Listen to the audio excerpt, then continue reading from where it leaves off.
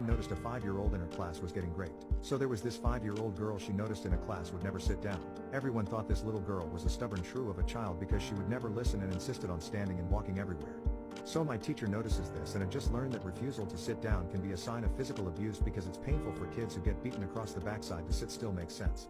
So my teacher mentions it to the classroom teacher and get blown off repeatedly. She says something to the school psychologist she is interning with and gets blown off. Both of them tell her they see this all the time, that she is new doesn't know what she is talking about, and that this little girl is just a troublemaker. My teacher is really distraught, so she goes back to her own graduate professor who tell her to talk to the school nurse. Thankfully the nurse is cooperative and calls this little girl into her office. She asks her some questions on if she has been hurting in her private areas and she says no. So the nurse asks if they can examine her.